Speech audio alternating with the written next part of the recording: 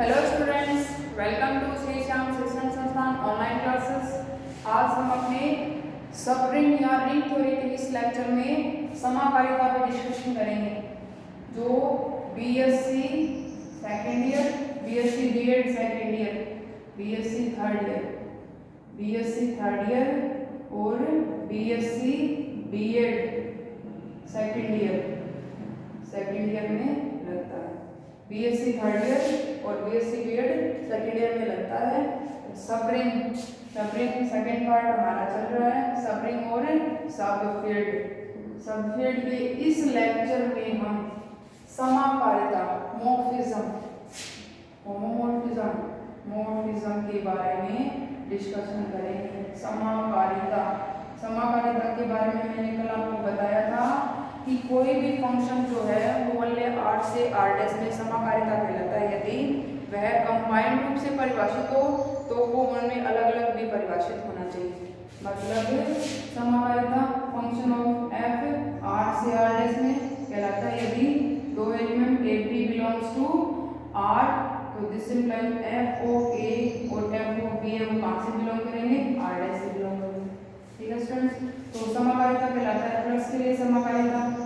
तो f a plus b बराबर f of a plus f of b। गुणा के लिए समाकारिता, मल्टीप्लिकेशन के लिए f a b बराबर f of a into f of b। ये समाकारिता कहलाती है। कल हमने समाकारिता के कुछ प्रकार के बारे में डिस्कशन किया था। पहले एक की समाकारिता पढ़ा था कि कोई भी फंक्शन है वो R से R' में एक की समाकारिता कहलाता है यदि फलन f क्या हो? एक हो। फिर बाद में आच्छादक समाकारिता, कोई भी फलन जो है वो R से R' में आच्छादक समाकारिता कहलाता है यदि फलन f क्या हो? आच्छादक हो। फिर तुल्यकारिता के बारे में पढ़ा था कि कोई भी फंक्शन है वो R से R' में तुल्यकारिता कहलाता है यदि f एक की समाकारिता हो। सबसे पहले f सुपरिभाषित होना चाहिए, फिर समाकारिता होना चाहिए, फिर एक और आच्छादक चारों प्रॉपर्टी हो, तो वो R जो है वो तुल्यकारी कहलाता है R' में। R is equivalent to R', ये तुल्यकारिता की डेफिनेशन है। 3 नंबर। 4 नंबर अब आगे वाला हमारा अंतःकारिता या एंडोमॉर्फिज्म। अंतःकारिता या एंडोमॉर्फिज्म। 4 नंबर आगे वाला है एंडोमॉर्फिज्म या अंतःकारिता। कोई भी फंक्शन है स्टूडेंट्स वो R से R' में अंतःकारिता कहलाता है यदि पहले तो f समाकारिता होना चाहिए, मतलब R से R', ये वाला R और ये वाला R', ये वाला R और ये वाला R'। फलन f क्या है? परिभाषित है, इसमें element a b c so ये वाला एलिमेंट है, इसमें f of a f of b f of c so ये वाले एलिमेंट। ठीक है स्टूडेंट्स, f जो है वो R से R' में अंतःकारिता कहलाता है यदि नंबर 1 f क्या हो? समाकारिता हो, प्लस के लिए समाकारी हो और गुणा के लिए समाकारी हो। f समाकारिता हो तथा R बराबर किसकी हो? R' की। जितने एलिमेंट R में, जो एलिमेंट R के वो एलिमेंट R' की, मतलब है R इक्वल टू R'। ये अचर फलन वाली कंडीशन है स्टूडेंट्स, कि f x बराबर x, ये वाली कंडीशन। मतलब f ऑफ R बराबर क्या हमारे पास? R', ये वाली कंडीशन। ठीक है स्टूडेंट्स, f R का मान 1 पुट करें तो R' का मान हमें 1 मिलेगा। तो ये वाली जो कंडीशन है वो किसकी है? हमारे पास है अंतःकारिता की है। ठीक है स्टूडेंट, तो अंतःकारिता क्या होगी? कोई भी फलन है वो R से R' में अंतःकारिता कहलाता है यदि f समाकारिता हो और साथ में क्या हो? R इक्वल टू R', ये वाली कहलाती है अंतःकारिता। अब हम आगे वाला समाकारिता, एपिमॉर्फिज्म। समाकारिता आगे वाला है हमारा एपिमॉर्फिज्म या समाकारिता। एपिमॉर्फिज्म में क्या होगा कि function of f of R equal to R' में से इतनी कंडीशन, मतलब कोई भी फलन है वो R से R' में, फलन f R से R' में समाकारिता या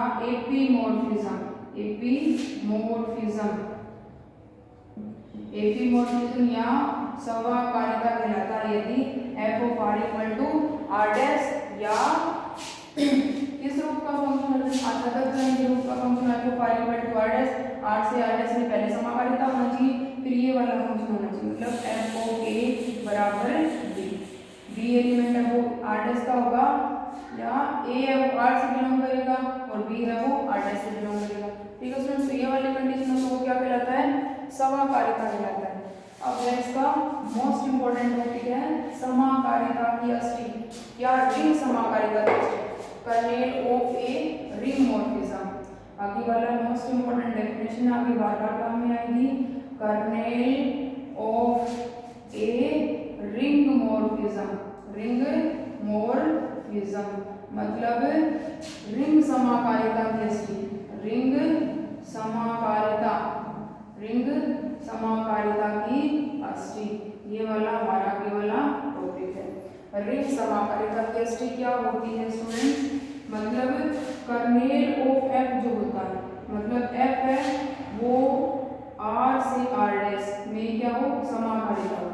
मतलब समाकारिता की अष्टी जहाँ पे डिफाइन होगी वहाँ पे इसका मतलब है कि समाकारिता की अष्टी पहले तो फलन एफ जो है वो क्या होगा हमारे पास समाकारिता होगा, एफ आर से आर डैश में, तो मतलब के जो है इसको लिखें kernel of F, kernel of F समाकारिता की अष्टी, kernel of F equal to हमारे पास होगा एक्स, यदि kernel of F equal to X, x belong करेगा कहाँ से, आर से, जो ये जो एलिमेंट है kernel of F equal to हमारे पास एक्स, एक्स बिलोंग करेगा आर से, मतलब ये वाला जो एलिमेंट है वो कर्नेल ऑफ एफ की एलिमेंट है यदि f of x equal to zero dash, ये वाली कंडीशन हो। अर्थात कर्नेल ऑफ एफ के जो एलिमेंट होंगे जितने भी 2 3 4 10 15 के जो भी एलिमेंट हमारे पास कर्नेल ऑफ एफ के, वो सारे एलिमेंट फंक्शन के रूप में आर डैश के शून्य अवयव पर प्रतिचित्रित होने चाहिए। मतलब जितने भी, जैसे ए ले लिया पहला एलिमेंट है तो उसका मान भी आर डैश का जीरो डैश अवयव, जीरो डैश का मतलब है कि आर डैश का शून्य अवयव है। एफ ऑफ बी ले लिया, बी है आर का एलिमेंट है तो एफ ऑफ ए बराबर zero dash, f of b बराबर zero dash, f of c बराबर जीरो डैश, मतलब जितने भी एलिमेंट हम ले रहे हैं आर के वो कर्नेल ऑफ एफ के यदि एलिमेंट है तो इसका मतलब है कि वो सारे अवयव फलन के रूप में आर डैश के जीरो अवयव पर प्रतिचित्रित होने चाहिए। ठीक है स्टूडेंट, ये हमारी कर्नेल ऑफ एफ की डेफिनेशन। अब स्टूडेंट इसी से सिमिलर परिभाषा है जो हमारे काम में, ये कर्नेल ऑफ एफ की डेफिनेशन। कर्नेल ऑफ एफ का मतलब होता है कि kernel of F equal to हमारे पास अब ये कंडीशन कि x बिलोंग्स टू r, ये वाले r के एलिमेंट होंगे, कर्नेल ऑफ f के यदि अवयव है तो इसका मतलब है कि वो फलन के रूप में r डैश के जीरो अवयव पर, ये है कर्नेल ऑफ f की डेफिनेशन, रिंग समाकारिता की अष्टी। अब है समाकारिता की अष्टी, ग्रुप में पढ़ते हैं समाकारिता की अष्टी। ठीक है स्टूडेंट, ग्रुप में क्या पढ़ते हैं, समाकारिता की अष्टी पढ़ते हैं। ये तो है कर्नेल ऑफ f, अब है कर्नेल ऑफ g, ग्रुप समाकारिता की अष्टी, मतलब कर्नेल ऑफ जी ग्रुप समाकारिता की अष्टी।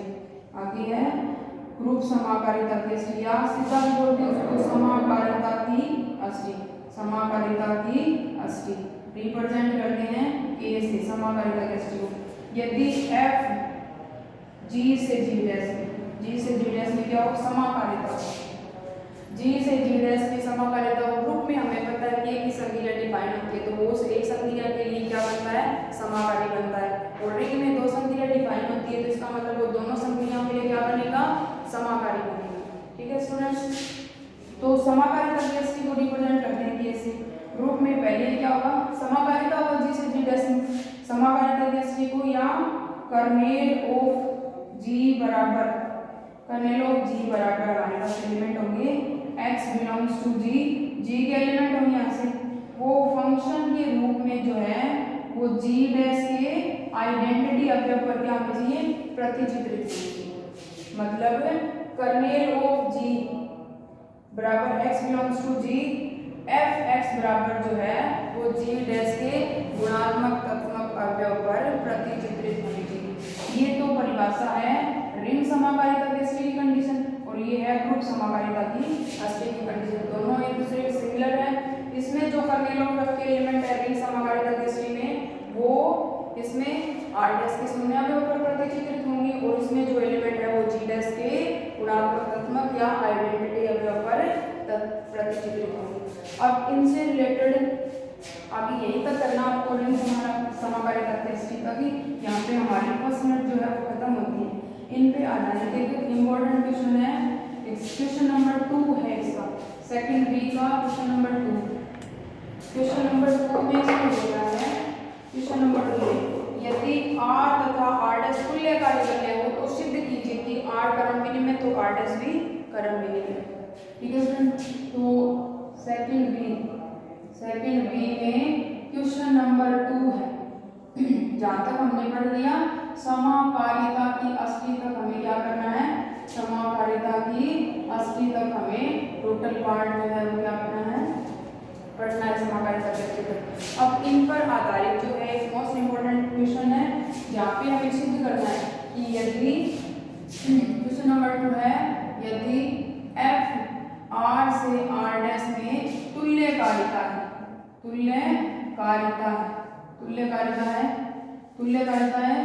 then prove करना है। पहला है R क्रम विनिमय, तो इसका मतलब सिद्ध करना है कि R डैश भी क्या होगा, R डैश भी क्रम विनिमय होगा, ये वाला सिद्ध करना है। यदि R क्रम विनिमय तो R डैश भी क्रम विनिमय, ये वाला क्या करना है फ्रेंड्स, सिद्ध करना है।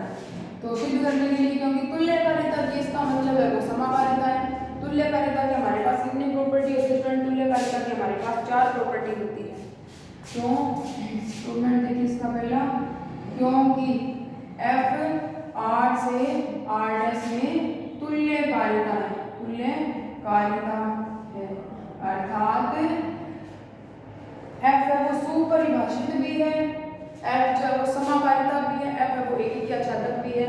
तो 4 कंडीशन है, तो हमें चाहिए होंगे ये कंडीशन, क्योंकि f समाकारिता है तो इसका मतलब f a डॉट b बराबर f of a dot f of b, क्योंकि क्या है फ्रेंड्स हमारे पास ये समाकारिता है f R से R डैश में, f R से R डैश में समाकारिता है, प्लस के लिए समाकारी बनेगा, गुणा के लिए समाकारी बनेगा।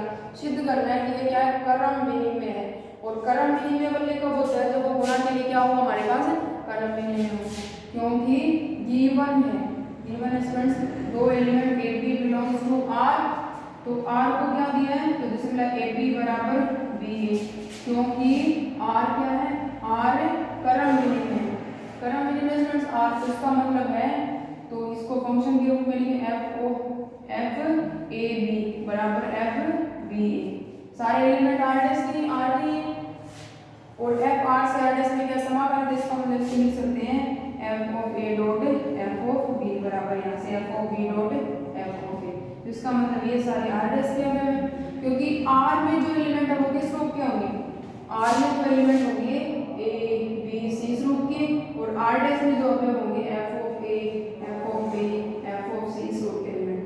और हमें सिद्ध करना है कि f जो है वो R से R डैश में क्या है, R से R डैश में तुल्यकारिता दी है, तो इसका मतलब सिद्ध करना है कि R क्रम विनिमय है तो R डैश भी क्रम विनिमय, तो इसका मतलब f of a f of b बराबर आ गया f ऑफ b f, अतः यहाँ से आ जाएगा कि R डैश भी क्या होगा हमारे पास क्रम विनिमय। इसका फर्स्ट पार्ट है।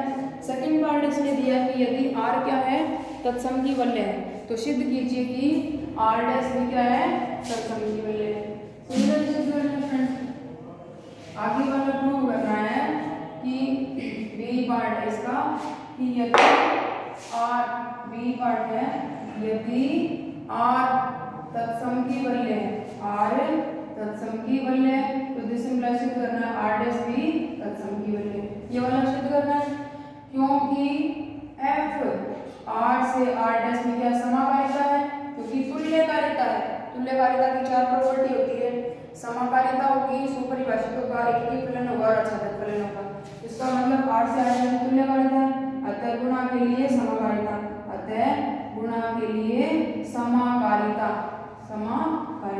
तो गुणा के लिए समाकारिता, 2 एलिमेंट लेंगे किसके, a b belongs to R, तो this implies f of a into b बराबर हमारे पास क्या आएगा, f of a into b बराबर f of a into f of b, ये वाली समाकारिता है। सिमिलर पीछे वाले हैं, क्योंकि R क्या है, क्योंकि R तत्सम की वल्य है, तत्सम की वल्य, तत्सम की वल्य। तो दिस इम्प्लाइज मतलब ए डॉट ई बराबर या ए डॉट वन बराबर ए बराबर वन डॉट ए, ये होती है कंडीशन तत्सम की वल्य की, मतलब आइडेंटिटी एग्जिस्ट होता है, ये होती है स्टूडेंट्स। तो ये वाली कंडीशन हमारे पास आर के लिए क्या ले लेंगे, दोनों तरफ फंक्शन ले लेंगे, एफ ए डॉट वन बराबर एफ ऑफ ए। ये सारे एलिमेंट किसके हैं, आर के अंदर है, क्योंकि आर क्या है तत्सम की वल्य, तो इसका मतलब गुणात्मक तत्समक वन में उसमें क्या होगा एग्जिस्ट होगा, इसका मतलब एफ ए डॉट वन बराबर एफ ऑफ ए, यहाँ से आ जाएगा F of A dot F of one बराबर एफ ऑफ ए।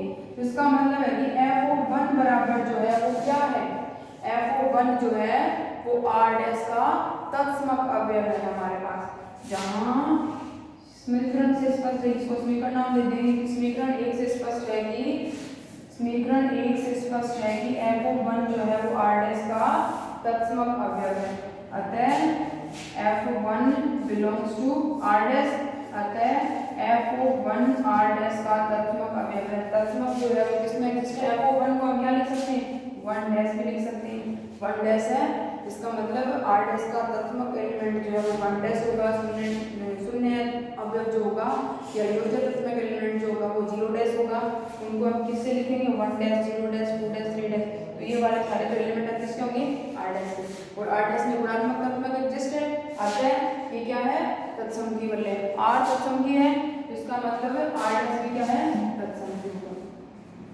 अब सिद्ध करना है इसमें हमें क्या सिद्ध करना है, अब सिद्ध करना है कि r पूर्णांक प्रांत है तो r डैश भी पूर्णांक प्रांत है, कैसे, अब सी प्रूव करना है कि r क्या है पूर्णांकीय प्रांत है, तो सिद्ध कीजिए कि r डैश भी क्या है पूर्णांकीय प्रांत है, ये सिद्ध करना है। अब भी हमने प्रूवमेंट फर्स्ट और प्रूवमेंट सेकंड से देखा है कि यदि r क्रम विनिमय में है तो r डैश भी क्रम विनिमय में है, यदि r तत्सम की वल्य है तो r डैश भी तत्सम की वल्य है, तो इसका मतलब सिद्ध करना है क्या पूर्णांकीय प्रांत के लिए सिर्फ कितनी प्रॉपर्टी होती है, 3 प्रॉपर्टी होती है कि r तत्सम की वल्य हो, क्रम विनिमय हो, शून्य के भाजक रही हो, तो 2 प्रॉपर्टी तो होगी r डैश के लिए कि r डैश क्या है क्रम विनिमय है, r डैश तत्सम की वल्य है।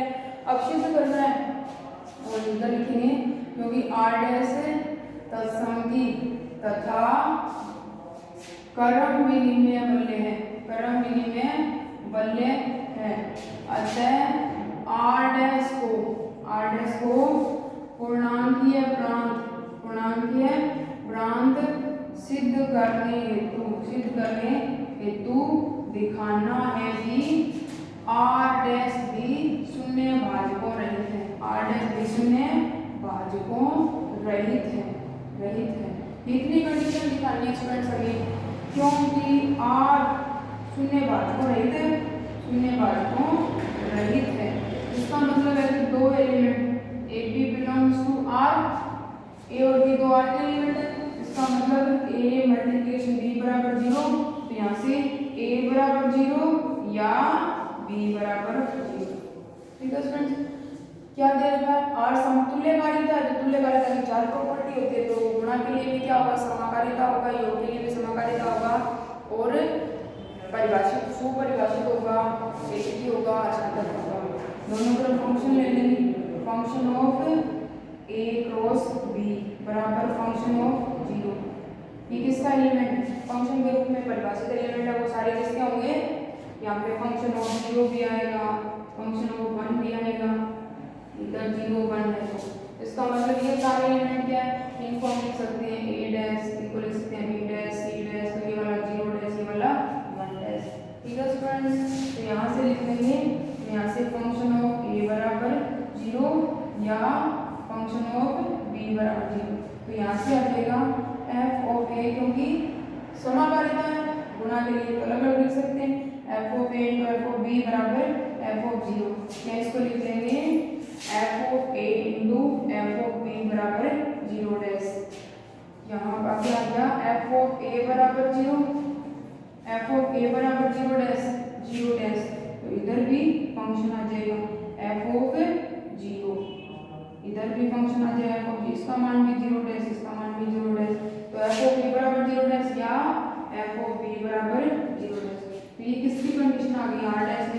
शून्यवादकों रहित की कंडीशन आ गई। ठीक है स्टूडेंट्स, तो ये क्या है, यदि R तत्सम की है तो R डैश भी तत्सम की है, R क्रम विनिमय है तो R डैश भी क्रम विनिमय है। हमें सिद्ध करना था कि R पूर्णांकीय प्रांत है, तो हमने दिखाया है कि R डैश है वो भी क्या है, पूर्णांकीय प्रांत शून्यवादकों रहित आ गया स्टूडेंट्स। इसका मतलब R डैश भी क्या है, पूर्णांकीय प्रांत है। अब आगे इसका लास्ट डी पार्ट है। डी पार्ट में सिद्ध करना है कि यदि F क्षेत्र है, R क्षेत्र है तो R डैश भी क्या हमारे पास क्षेत्र है। अब सिद्ध करना है स्टूडेंट्स, लास्ट है, उसके बाद हम सेकंड में स्टार्ट करेंगे आइडियल गुणजावली। यहाँ पे दिया है कि R यदि क्या स्टूडेंट्स R क्षेत्र है तो दिस इंप्लाइज R डैश भी क्या है, क्षेत्र है। ये सिद्ध करना है, यदि R क्षेत्र है तो R डैश भी क्या है, क्षेत्र है। क्षेत्र की तीन प्रॉपर्टी होती है स्टूडेंट्स, तत्सम वलय, क्रम विनिमय और प्रत्येक अशून्य अवयव का ऋणात्मक प्रतिलोम एग्जिस्ट होगा। ये होती है स्टूडेंट्स कंडीशन। R क्षेत्र है, सिद्ध करना ये वाला, तो इसका मतलब इसको क्षेत्र सिद्ध करने के लिए तीन प्रॉपर्टी दिखानी है कि R डैश तत्सम होगा, R डैश क्रम विनिमय होगा और R डैश शून्यवादकों रहित होगा। तीन प्रॉपर्टी दिखानी है स्टूडेंट, तो दो तो हमने दिखा दी कि R डैश है वो तत्सम वलय है, दिखाया स्टूडेंट। नंबर 2 R डैश को दिखाया है क्रम विनिमय वलय।